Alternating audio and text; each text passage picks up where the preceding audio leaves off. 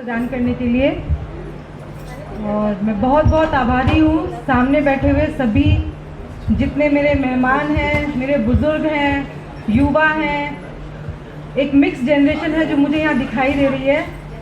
और ये mix generation अगर ऐसे प्लेटफॉर्म पे एक साथ होती है, वो प्लेटफॉर्म इनक्रेडिबल हो जाता है। क्योंकि नॉर्मली क्या होता है कि हम एक जनरेशन को टारगेट करके या जनरेशन को ही गोल बना के कोई सम्मेलन या वो कुछ भी तरह का हमारा प्रोग्राम होता है उससे करते हैं।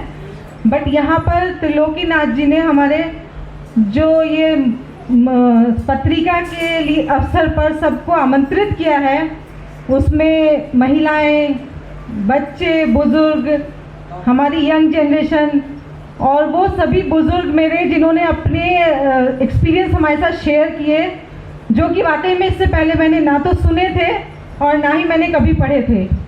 मैं सभी की बहुत बहुत आभारी हूँ।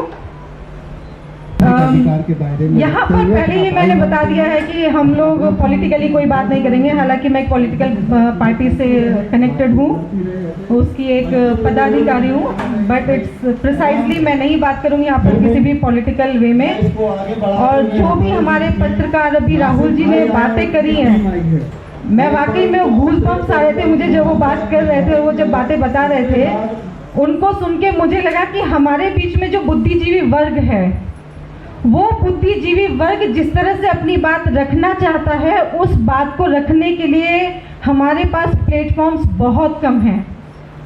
ये प्लेटफॉर्म्स, हमारे पास जो प्लेटफॉर्म क्राइसिस है, ये किसी और की गलती नहीं है। वाकई में डेमोक्रेसी का सबसे स्ट्रॉन्ग जो फोर्थ पिलर है वो पत्रकारिता ही है, और वही सबसे ज़्यादा इग्नोर्ड है हम लोगों की तरफ से, हमारी कम्युनिटी की तरफ से।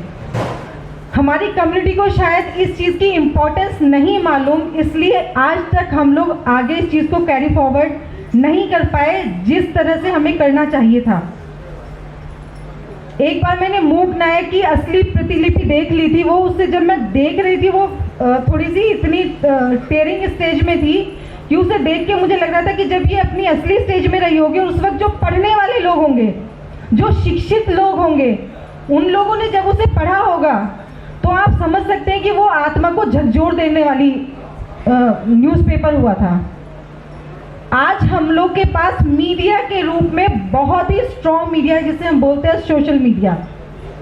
सोशल मीडिया इजीली अवेलेबल है, हर एक की रीच में, हर एक के घर में। यहाँ तक कि जो हमारी माताएं बहनें एजुकेटेड भी नहीं हैं, वो भी उस चीज़ को हैंडल कर पाती हैं।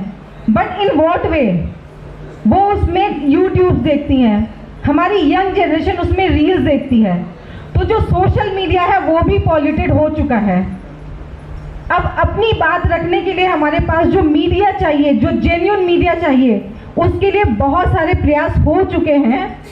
और उन प्रयासों में हमारे त्रिलोकीनाथ जी ने भी अपना एक बहुत ही खूबसूरत प्रयास किया है नागरिक दर्पण पत्रिका के रूप में। मैं उन्हें बहुत बहुत बधाई देना चाहती हूँ कि उन्होंने अपना ये प्रयास हम सब लोगों के साथ मिलकर, हम सब लोगों को इसका भागीदार बनाकर शुरू किया। पत्रकारिता एक ऐसी चीज़ है जहाँ पर आप अपनी बात के अलावा पूरे समाज की बात, अगर आप एक पर्टिकुलर कम्युनिटी को बिलोंग करते हैं, एक पर्टिकुलर रीजन को बिलोंग करते हैं, अपनी बातों को रखते हैं बहुत ही सटीक वे में, बहुत ही प्रिसाइज वे में। क्योंकि इलेबोरेटली आपकी बात को सुनने के लिए ना तो किसी के पास टाइम है और ना ही किसी के पास धैर्य है। अपनी बात को कम शब्दों में रखने के लिए जब भी आपको किसी मीडियम की ज़रूरत होगी, तो वहाँ पर मैगजीन या पत्रिका से अच्छा साधन कोई और नहीं हो सकता। बचपन में जब मैं पढ़ा करती तो मेरे पास उस टाइम में एक चंपक नाम की बुक आया करती थी। उस चंपक बुक को पढ़ने के लिए अगर मैंने ट्रैवलिंग टाइम शुरू किया, तो जब तक मेरा ट्रैवलिंग टाइम खत्म होता था, उससे मुझे उस बुक को खत्म करना होता था। तो ये जो रीडिंग हैबिट है हम लोगों की, ये रीडिंग हैबिट हम लोग की तब से स्टार्ट हो जाती है जब हम अपने घरों में पढ़ना शुरू कर देते हैं। बट आजकल वो रीडिंग हैबिट ही खत्म हो चुकी है। जब आप लोगों के घरों में रीडिंग हैबिट खत्म हो चुकी है, तो आप कितनी भी पत्रिकाएं निकाल लीजिए, कितने भी आप न्यूज़पेपर निकाल लीजिए, जब आदत ही नहीं है तो क्या हम पढ़ पाएंगे उन लोगों को? क्या हम समझ पाएंगे कि उन पत्रिकाओं में लिखा हुआ क्या है? मासिक रूप से, त्रैमासिक रूप से, छमासिक रूप से जो भी पत्रिकाएं आएंगी वो शायद एक कॉर्नर में टेबल के रख दी जाएंगी, क्योंकि हमें शौक नहीं है, हमारी दिलचस्पी खत्म हो चुकी है पढ़ने में। पढ़ने में जो हमारी दिलचस्पी पहले हुआ करती थी वो अब नहीं है, क्योंकि सोशल मीडिया ने इस हद तक हम लोग को कैप्चर कर रखा है कि हम किसी और तरफ देखना ही नहीं चाहते।